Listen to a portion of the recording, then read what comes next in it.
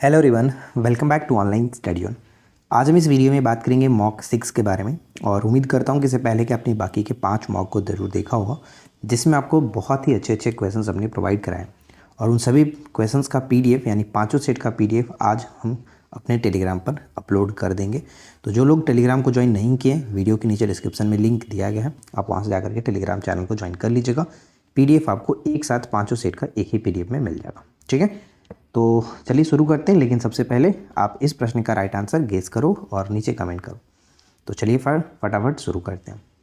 तो सबसे पहला प्रश्न हमारा आता है कि मौर्य प्रशासन में दीवानी न्यायालय को क्या कहा जाता था। मौर्य प्रशासन में दीवानी न्यायालय को कहा जाता था धर्मस्थनिज। ऑप्शन यहाँ पे ए बी हो जाएगा, धर्मस्थनिज कहा जाता था। ये चीज़ याद रखिएगा, इंपॉर्टेंट हो जाएगा। ठीक है, मौर्य प्रशासन में दीवानी न्यायालय को धर्मस्थनिज कहा जाता था। सेकेंड प्रश्न आता है कि दक्षिण भारत में महाबलीपुरम शहर को किस शासक ने बसाया था। तो महाबलीपुरम शासक को किस शासक ने बसाया था?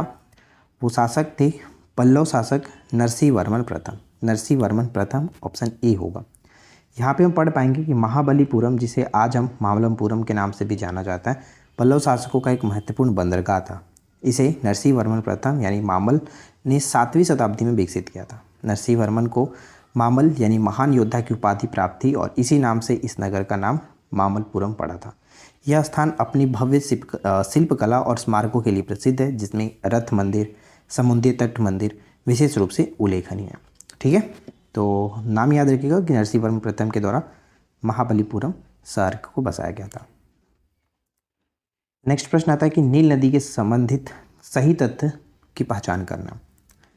तो देखिए, नील नदी के संबंध में अगर हम बात करें तो यह 2 नदियों से मिलकर के बना है। ठीक है, बिल्कुल सही है। यह उत्तरी सूडान और मिस्र में बहती है, यह भी सही है। इसका मुहाना लाल सागर में गिरता है, ये गलत है। इसका मुहाना भूमध्य सागर में है, तो ये सही है। यानी फर्स्ट, सेकंड और 4, तो करेक्ट क्या होगा? सी बिल्कुल सही बनेगा। निम्न में से किस अनुच्छेद में यह कहा गया है कि राज्य काम का न्याय संगत और मानवोचित दशाओं को सुनिश्चित करने के लिए प्रस्तुति सहायता के लिए उपबंध करेगा? किस अनुच्छेद में ये बात कही गई है?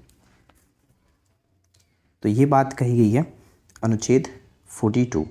ठीक है, आर्टिकल 42 में कहा गया, जो कि हम यहाँ पे आराम से इसके बारे में पढ़ सकते हैं।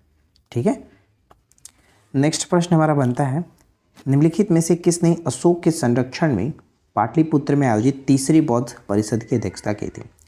तो देखिए, तीसरी बौद्ध परिषद की अध्यक्षता किसके द्वारा की गई थी? जो कि अशोक के संरक्षण में हुआ था, शासनकाल अशोक का था। और जो अध्यक्ष थे वो है मोगलीपुत्र तीस्त। यहाँ पे राइट हो जाएगा ऑप्शन बी। पहले में हम जानते हैं महाकश्यप थे, दूसरे में सबाकामी, तीसरे में यहाँ पे मोगलीपुत्र तीस्त और चौथे में वसुमित्र थे। ठीक है, चलिए नेक्स्ट आता है कि शिक्षा जो प्रारंभ में राज्य सूची का विषय था, उसे समवर्ती सूची में हस्तांतरित किया गया। कब किया गया था? तो शिक्षा के अलावा जैसे वन हो गया और परिवार नियोजन है, जनसंख्या नियंत्रण है, ये सब कुछ जो है वो 42वें संविधान संशोधन 1976 के तहत इसको भेजा गया था समवर्ती सूची में। ठीक है, नेक्स्ट प्रश्न बनता है कि बक्सर के युद्ध के बाद ईस्ट इंडिया कंपनी मुगल सम्राट को प्रति वर्ष का भुगतान करने के लिए सहमति हुई थी। तो बक्सर के युद्ध के बाद ईस्ट इंडिया कंपनी मुगल सम्राट को, यहाँ पे करेक्ट होगा ऑप्शन बी, 26 लाख रुपए। ठीक है, 26 लाख रुपए प्रति वर्ष, ऑप्शन बी को टिक करेंगे। आज हम बात करने वाले हैं बिहार डीएलएड संयुक्त प्रवेश परीक्षा 2025 के बेस्ट बुक के बारे में, जो कि चक्षु पब्लिकेशन की तरफ से आती है। ये दोनों कम्बो बुक जो आप देख पा रहे हैं, ये आप ऑनलाइन या फिर चक्षु पब्लिकेशन के जो भी ये ऑनलाइन इनका स्टोर है, वहाँ से भी आप इस बुक को मंगा सकते हैं, या फिर अपने नज़दीकी स्टोर से भी इस बुक को ले सकते हैं। साथ ही साथ अगर आप इनके प्रैक्टिस सीट को भी लगाना चाहते हैं, तो चक्षु पब्लिकेशन की तरफ से प्रैक्टिस सीट भी आता है, जो कि काफ़ी अच्छे तरीके से होते हैं। आप उसको भी पढ़ सकते हैं, अपनी तैयारी में इस्तेमाल कर सकते हैं। तो अगर आपको ये बुक लेना है तो वीडियो के नीचे डिस्क्रिप्शन में लिंक दिया गया, आप वहाँ से जा करके बाई कर सकते हैं। अगला प्रश्न है कि द इंडिया स्टोरी नामक पुस्तक के लेखक कौन है? तो द इंडिया स्टोरी नामक पुस्तक के लेखक हो जाते हैं आरबीआई के पूर्व गवर्नर थे बिमल जलान। इनकी पुस्तक है द इंडिया स्टोरी। वित्त आयोग की सिफारिशों को संसद के सदनों के समक्ष कौन प्रस्तुत करवाता है? वित्त आयोग की सिफारिशों को संसद के सदनों के समक्ष प्रस्तुत करवाता है कौन? राष्ट्रपति। ऑप्शन डी, राष्ट्रपति। यहाँ पे हम पढ़ पाएंगे कि वित्त आयोग की सिफारिशों को संसद के दोनों सदनों के समक्ष राष्ट्रपति प्रस्तुत करवाते हैं। प्रक्रिया की बात करें तो वित्त आयोग की सिफारिशें जो होती हैं, वित्त आयोग द्वारा केंद्र और राज्यों के बीच करों और अन्य राजस्व के वितरण से संबंधित रिपोर्ट राष्ट्रपति को सौंप दी जाती है और राष्ट्रपति का कार्य होता है कि राष्ट्रपति इस रिपोर्ट को व्याख्यात्मक ज्ञापन के साथ संसद के दोनों सदनों के समक्ष प्रस्तुत करवाते हैं। नेक्स्ट आता है कि कलिंग पुरस्कार दिया जाता है। तो देखिए, कलिंग पुरस्कार किस क्षेत्र में दिया जाता है? विज्ञान और प्रौद्योगिकी के क्षेत्र में, विज्ञान को लोकप्रिय बनाने के लिए। अब आप नीचे कमेंट करके फटाफट से ये बताइए कि कलिंग पुरस्कार स्टार्ट कब किया गया था? किसने गांधी जी के आंदोलन को राजनीतिक फिरौती कहा था? किसने गांधी जी के आंदोलन को राजनीतिक फिरौती कहा था? तो राइट आंसर क्या बनेगा? ऑप्शन सी बनेगा, लॉर्ड लिनलिथगो। ठीक है, लॉर्ड लिनलिथगो। और इनका कार्यकाल आपको पता ही है कि 36 से लेकर के 43, ठीक है, 1936 से 1943 तक था। और इनके समय की भारत छोड़ो आंदोलन जो है सबसे महत्वपूर्ण घटनाओं में से एक है। दिल्ली में 24 फरवरी 1922 को आयोजित अखिल भारतीय कांग्रेस समिति की बैठक में असहयोग आंदोलन वापस लेने के लिए गांधी जी के विरुद्ध निंदा प्रस्ताव किसने प्रस्तुत किया? तो ये प्रस्ताव डॉक्टर मुंजे ने किया था, डॉक्टर मुंजे। ठीक है, 10% का नियम किस वैज्ञानिक ने दिया? ये पर्यावरण से संबंधित 10% का जो नियम है वो किस वैज्ञानिक ने दिया था? Raymond Lindeman. ठीक है, रेमंड लिंडमैन, ऑप्शन सी। इसके बारे में हम यहाँ पे पढ़ेंगे कि 10% नियम को भारतीय वैज्ञानिक रेमंड लिंडमैन ने प्रस्तुत किया था। इस नियम की परिभाषा की बात करें तो यह नियम ऊर्जा प्रवाह से संबंधित है और यह कहता है कि किसी आहार श्रृंखला या फिर पारिस्थितिकी तंत्र में एक पोषण स्तर से अगले पोषण स्तर तक केवल 10% ऊर्जा संचरण होती है। शेष 90% ऊर्जा विभिन्न गतिविधियों जैसे श्वसन, गर्मी, अपशिष्ट आदि में खो जाती है। ठीक है, तो ये था 10% नियम। उत्तरी ध्रुव में सबसे छोटा दिन कब होता है? उत्तरी ध्रुव या फिर उत्तरी गोलार्ध आप कह सकते हो कि उत्तरी गोलार्ध में सबसे छोटा दिन कब होता है? तो उत्तरी गोलार्ध में सबसे छोटा दिन होगा 22 दिसंबर को और दक्षिणी गोलार्ध में सबसे बड़ा दिन आपका 22 दिसंबर का हो जाएगा। ठीक है, तो ऑप्शन डी है।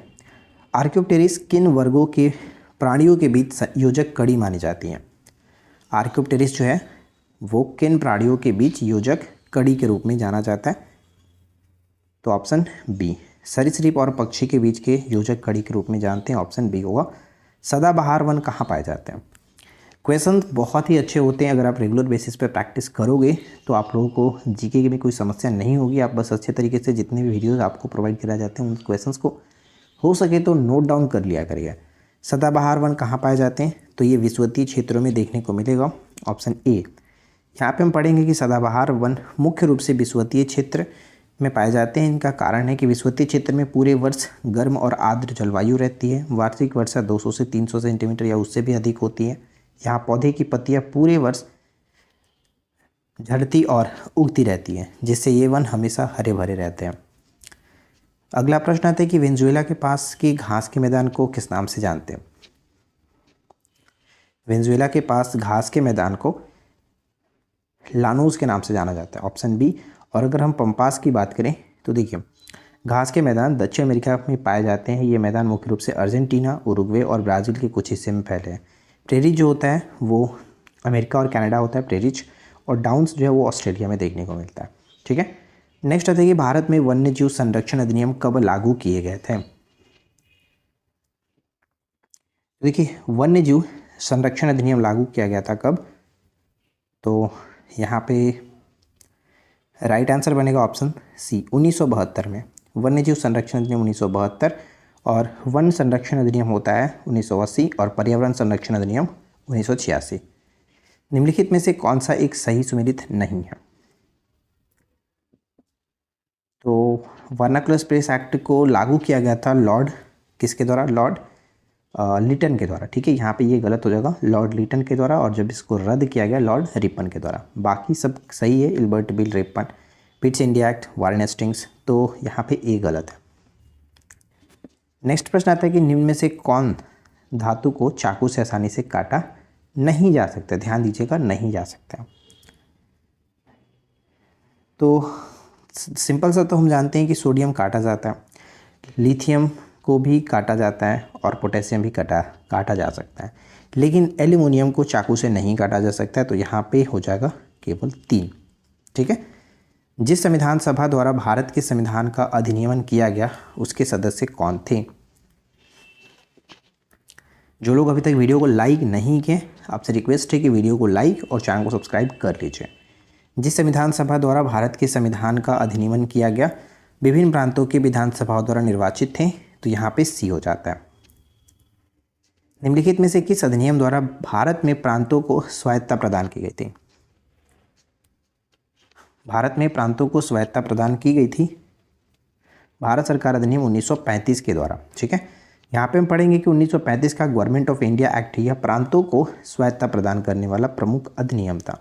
1935 का गवर्नमेंट ऑफ इंडिया एक्ट के बारे में बात करें तो 1935 का अधिनियम ने भारत में प्रांतों को महत्वपूर्ण स्वायत्तता दी। इसे भारतीय संघ में स्वायत्तता का विस्तार कहा जाता है। यह अधिनियम प्रांतीय स्वायत्तता की दिशा में बड़ा कदम था, जिसमें प्रांतीय विधानसभाओं को अधिक अधिकार दिए गए और प्रांतीय सरकारों को अधिक नियंत्रण प्रदान की गई। निम्नलिखित में से कौन अगस्त 1946 में गठित प्रथम अंतरिम सरकार का सदस्य नहीं था। तो यहाँ पे डॉक्टर राधाकृष्णन जो थे, सर्वपल्ली राधाकृष्णन, वो अंतरिम सरकार के सदस्य नहीं थे, तो सी करेक्ट है। निम्नलिखित कथनों पर विचार करिए। तो यहाँ पे 4 पॉइंट है, चारों को पढ़िए और बताइए कौन सा कथन सही होगा। तो भारत में लोकतांत्रिक राज्य व्यवस्था है, सही है। भारत एक प्रभुत्व संपन्न राज्य, ये भी सही है। भारत एक कल्याणकारी राज्य, ये भी सही है। और भारत में लोकतांत्रिक समाज है, ये भी सही है। तो डी को टिक करेंगे। 1 2 3 4 सभी के सभी सही हो जाते हैं। निम्नलिखित उद्देश्यों में से कौन सा एक भारत के संविधान की उद्देशिका में सन्निहित नहीं है। तो हम जानते हैं कि हमारे जो उद्देशिका है, प्रियम्बल है, इसमें 5 प्रकार की स्वतंत्रता और 3 प्रकार के न्याय की बात की जाती है, ठीक है। तो जब यहाँ पे अगर हम बात करें 3 प्रकार के न्याय के, सामाजिक, आर्थिक और राजनीतिक न्याय, तो आर्थिक न्याय होता है ना कि आर्थिक स्वतंत्रता। तो यहाँ पे हम सी को टिक करेंगे, जो कि ये गलत है, इसमें नहीं होना चाहिए। तो सी ऑप्शन सही हो जाएगा। उद्देशिका में नहीं है, आर्थिक न्याय है, ना कि आर्थिक स्वतंत्रता। निम्नलिखित कथनों पर विचार करिए। 2 पॉइंट है, पढ़िए, बताइए विकल्प कौन सा सही होगा। तो देखिए, चापचारकूट मिजोरम में होता है, ना कि मणिपुर में, तो ये गलत है, यहाँ पे हो जाएगा Mizoram. Mount Harriet national park Andaman Nicobar द्वीप समूह में स्थित है, ये सही है। तो केवल और केवल 2 को टिक करेंगे। निम्न में से कौन सा तत्व सर्वाधिक विद्युत ऋणात्मक होता है। कौन सा तत्व सर्वाधिक विद्युत धनात्मक है, सॉरी विद्युत धनात्मक पूछा जा रहा है। अगर सर्वाधिक विद्युत ऋणात्मक कहता, देखिए मैक्सिमम क्वेश्चन लोग तो इस क्वेश्चन को पढ़ करके आराम से टिक करेंगे फ्लोरीन, और गलती हो जाएगा, क्योंकि ज़्यादातर जो क्वेश्चन दिया जाता है सर्वाधिक विद्युत ऋणात्मक पूछा जाता है, और वहाँ पे हमारा होता है फ्लोरीन। लेकिन धनात्मक पूछा गया तो यहाँ पे सीजीएम हो जाएगा, ऑप्शन बी सीजीएम, ठीक है, बी होगा। अत्यधिक चारण का क्या परिणाम होता है। तो देखिए, अत्यधिक चारण का परिणाम होगा मृदापर्दन, ठीक है, मृदापर्दन यहाँ पे बी होगा। निम्नलिखित में से किस अधिनियम में नियंत्रक महालेखा परीक्षक नामक पद का सुझाव दिया गया था। तो ऑप्शन बी होगा, जिसे हम लोग मार्टिन चिंसफोर्ड सुधार अधिनियम के नाम से जानते हैं। तो इसमें ऑप्शन बी हो जाता है करेक्ट आंसर। लसिका, बताइए कि खाली स्थान से पचा हुआ तथा अवशोषित वसा का वहन करते हैं। तो लसिका जो है वो जो आंत होता है, जिसे क्षुद्रांत कहते हैं, आंत से पचा हुआ तथा अवशोषित वसा का वहन करती है। तो यहाँ पे सी हो जाता है। नेक्स्ट आता है कि दोनों को मिलान करना है। देखिए, एक तरफ राज्य और उस तरफ एक तरफ देश और इसकी राजधानी दी गई है, तो इनको मिलान करना है। अर्जेंटीना की राजधानी होता है ब्यूनस आयर्स, यानी फर्स्ट का 3 के साथ कहाँ मिल रहा है, तो एक तो यहाँ पर है, दूसरा यहाँ पर है। जिम्बाब्वे की राजधानी होता है हरारे, यानी डी का 2 के साथ कहाँ पर मिल रहा है, अच्छा डी का 2 दोनों में मिल रहा है। चलो आगे बढ़ते हैं। इसके बाद अगर हम देखें तो कोलंबिया, कोलंबिया की जो राजधानी होता है वो है बोगोटा। तो कोलंबिया की राजधानी बोगोटा। तो यहाँ पे फर्स्ट यानी बी का फर्स्ट, तो बी का फर्स्ट यहाँ पर मिल रहा है, तो करेक्ट आंसर डी हो जाएगा। ठीक है, डी हो जाएगा। नेक्स्ट प्रश्न में आते हैं, पूर्वी तटीय मैदान का एक अन्य नाम क्या है? पूर्वी तटीय मैदान, तो कहने का तात्पर्य क्या है? पूर्वी तटीय मैदान का मतलब जो हमारा ये वाला हिस्सा है, पूर्वी बिहार का जो, बिहार बोल रहा हूँ सॉरी, भारत का जो हमारा ये वाला हिस्सा है पूर्वी तटीय मैदान, जिसे हम लोग कोरोमंडल तटीय मैदान के नाम से जानते हैं, ऑप्शन सी। ठीक है। नेक्स्ट आता है कि बालफक्रम राष्ट्रीय उद्यान कहाँ स्थित है? बालफक्रम राष्ट्रीय उद्यान जो पड़ता है ये मेघालय के अंदर है, ऑप्शन डी, मेघालय में। ठीक है। नेक्स्ट प्रश्न आता है कि आपूर्ति स्वयं अपनी मांग उत्पन्न करता है, यह कथन किससे संबंधित है? तो प्रोफेसर जेबी जोसे थे, उन्होंने कहा है कि आपूर्ति स्वयं अपनी मांग उत्पन्न करती है। श्रम का मांग को कहा जाता है, श्रम की मांग को क्या कहा जाता है? इसे व्युत्पन्न मांग कहा जाता है, ऑप्शन ए, व्युत्पन्न मांग।